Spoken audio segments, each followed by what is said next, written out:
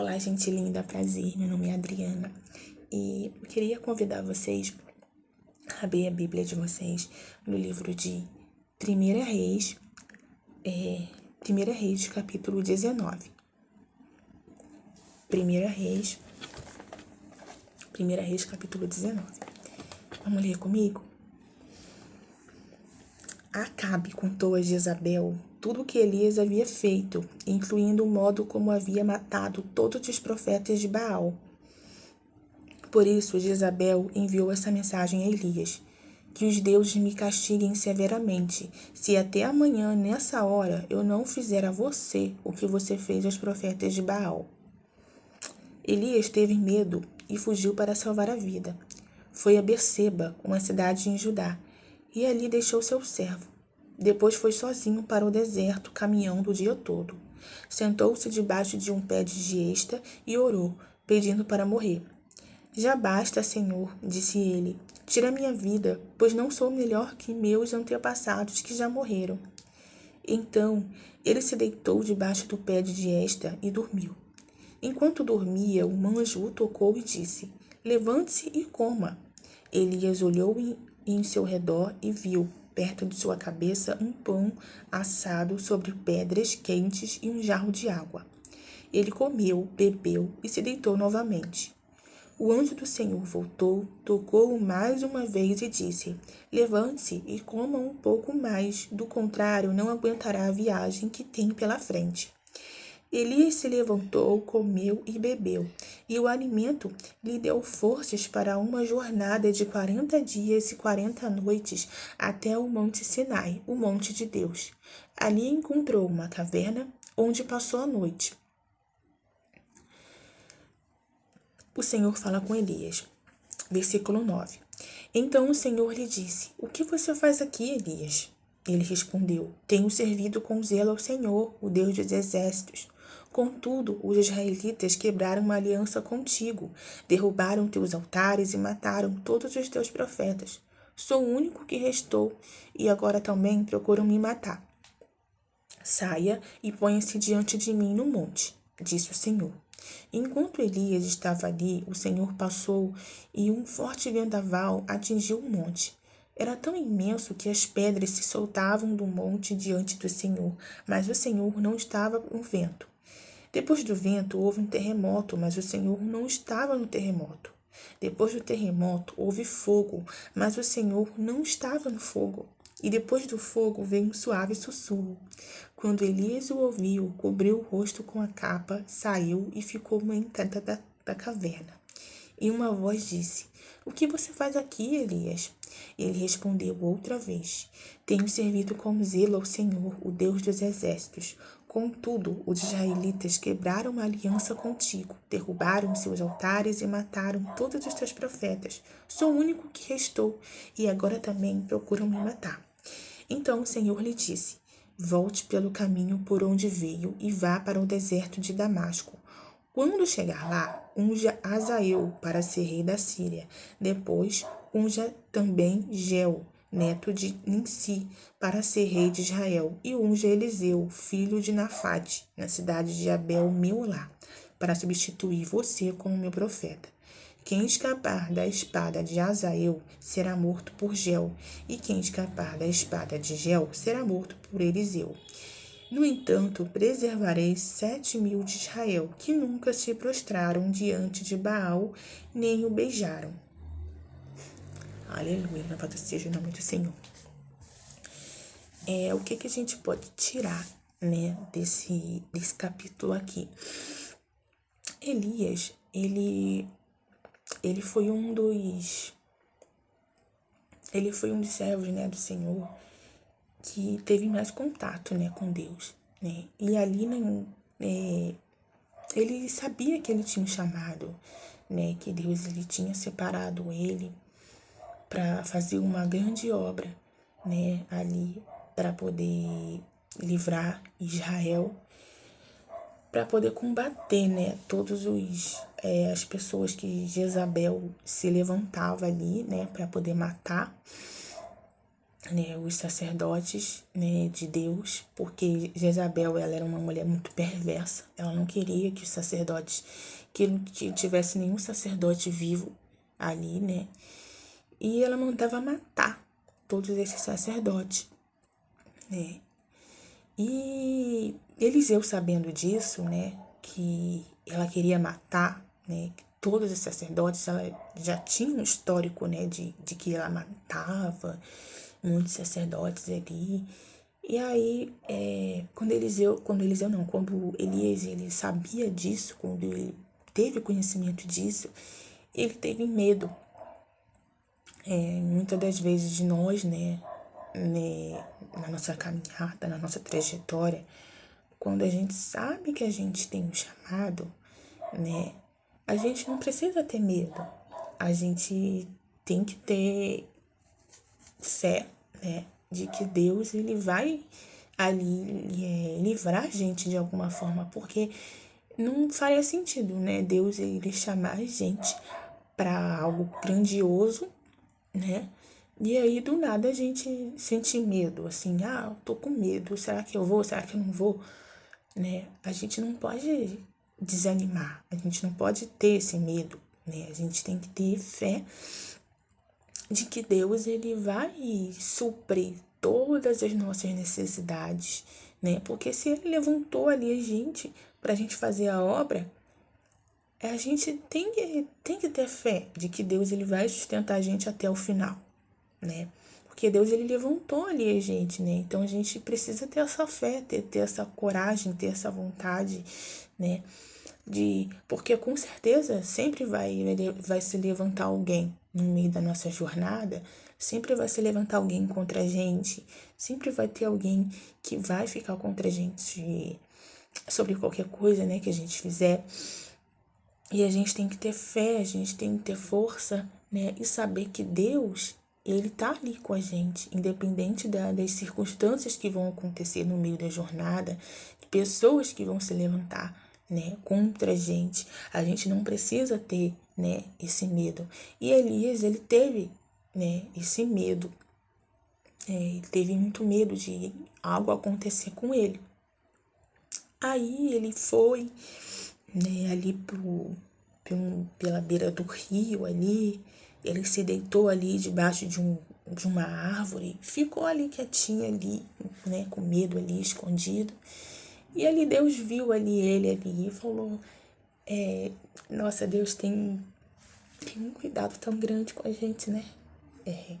Tem um cuidado muito grande com a gente. E ali Deus viu ali Elias ali deitado e perguntou ali, poxa, Elias, por que é que você tá aí deitado, né? E aí ele falou que ele ficou com medo e ele ficou dormindo ali, né? E Deus, ele proveu ali o alimento para Elias, né? Não deixou Elias ali com fome, né? Acordava ele, alimentava ele. Então, durante toda a jornada de Elias, Deus sempre estava ali, né, para estar auxiliando ele. Ele nunca ficou desamparado, por mais que ele passasse por momentos difíceis, Deus sempre estava ali, né, junto com ele, né, em todos os momentos, né. E aí o anjo do Senhor tocou ele e falou, levante-se e coma. Aí ele foi lá, comeu, né. Aí o anjo do Senhor voltou, tocou mais uma vez nele, pediu para ele comer mais um pouco, né? Porque ele ia fazer uma grande viagem, né? Deus queria que ele fizesse uma grande viagem. E aí ele comeu, né? E depois ele fez uma grande viagem. Ele caminhou 40 dias e 40 noites até um monte. Até um monte ali, né? O Monte Sinai. E ali encontrou uma caverna, onde ele passou a noite. Ele ficou ali escondido ali na caverna. Aí, né? Aí o Senhor disse para ele, o que você faz aqui, Elias? Ele estava ali escondido ali. Aí Deus foi e falou assim para ele, o que você está fazendo aqui? Né? Aí ele falou que tem servido com muito zelo, né? Ele falou, poxa, Senhor, eu servi com muito zelo, Senhor dos Exércitos. Contudo, os israelitas quebraram a aliança contigo, derrubaram os seus altares, mataram todos os profetas. Sou o único que restou e agora também procuram me matar. né? Para você ver ali o tamanho do medo que Elias tinha. Mas Elias não sabia o cuidado que Deus teria com ele, que ele não precisava ter esse medo todo, né? Que Deus, quando Deus está com a gente não precisa ter medo, né? Eu, às vezes, assim, sabe? Eu posso falar assim, sabe? Eu moro num lugar de uma comunidade que ela é muito perigosa, né? E aí eu saio para trabalhar de manhã com... Claro, eu tenho fé, ao mesmo tempo eu tenho fé de que Deus está comigo. Mas eu tenho medo, né? Porque aqui tem intensos tiroteios, é madrugada, não tem ninguém na rua. Eu saio com o espírito de oração e saio com o coração na mão. Falo, meu Deus, me proteja, onde quer que eu esteja.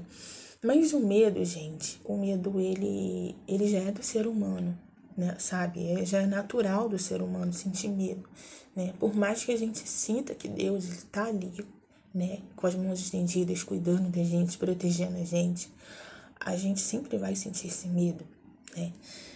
Mas a gente se esquece que Deus, ele provê tudo, ainda mais para um ungido dele, um sacerdote dele, alguém ali que ele levantou ali, que futuramente quer fazer uma obra tremenda na vida da pessoa.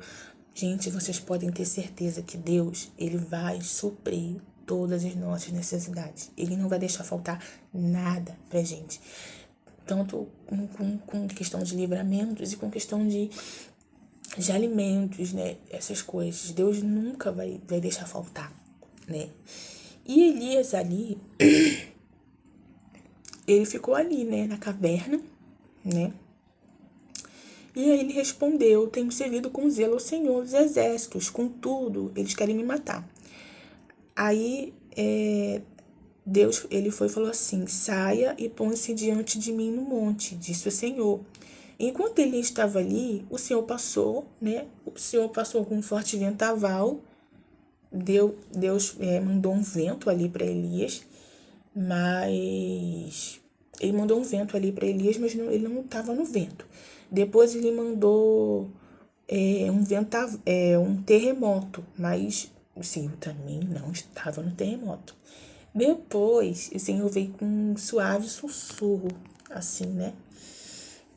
Deus veio com um suave sussurro e aí falou com Elias pelo um sussurro bem suave, uma vozinha bem leve, né? E aí falou assim com Elias.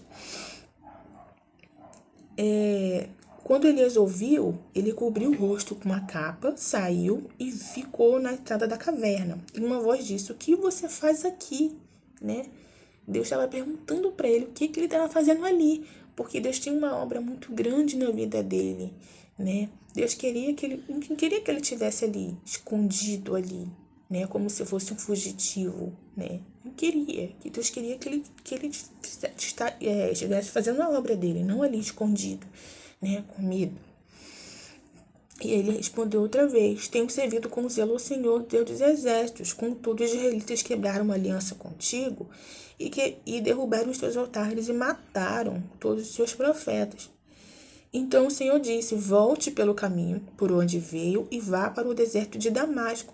Quando chegar lá, unja Azael para ser rei da Síria, e depois unja também Gel, neto de Ninsi, né? Então ali, né, Deus ali revelou ali para Elias que ele teria que ir para um outro lugar, né, para ele ungir ali, né, Eliseu como profeta e outras pessoas, né, como Azael e Gel, né, para poder fazer a obra dele. E aí foi, né, Elias foi e, enfim, criou ânimo, né, depois de Deus ter falado com ele e foi, né, foi lá, em direção lá a Eliseu e os outros profetas. E o que a gente pode tirar disso, né, gente? Foi o que eu falei, né, foi o que eu falei, é um medo. O medo, ele paralisa as pessoas, né, ele paralisa. E por mais que a gente tenha sido levantado uma promessa, né, sobre a nossa vida, A gente precisa ter fé, né? É claro que vai se levantar. Ninguém tem a vida perfeita, gente. Ninguém tem a vida perfeita. É claro que vai se levantar muitas pessoas contra tudo aquilo que a gente está falando. Vai se levantar pessoas contra a gente. Vai querer gente que vai querer matar a gente, que vai querer fazer alguma coisa ruim com a gente, né? Mas que não deixamos de ter fé, né? E confiança no Senhor, de que o Senhor, ele vai suprir todas as nossas necessidades, ele não vai deixar acontecer nada com a gente. Porque uma vez que ele levantou a gente com uma promessa para servir a ele, para fazer a obra dele, a gente não precisa ter medo de nada, porque ele é o dono do ouro e da prata. Então, que saibamos confiar mais nele e menos nos outros, sabe? Porque Deus, ele é maravilhoso. Ele protege a gente, ele guarda a gente, ele não deixa nada faltar pra gente, né? Então devemos ter mais confiança e deixar mais o medo, porque o medo, ele paralisa a gente. Eu sei que o medo, ele paralisa de verdade, eu sei disso, eu sei como é que é. Mas que não deixam, que tenhamos mais fé, né? E mais confiança no Senhor, porque ele é maravilhoso, né? E eu posso dizer isso com toda a autoridade. Então é isso, gente. Tenham um ótimo dia, tá? Deixa essa reflexão aqui para vocês. Bom dia, paz do Senhor Jesus Cristo.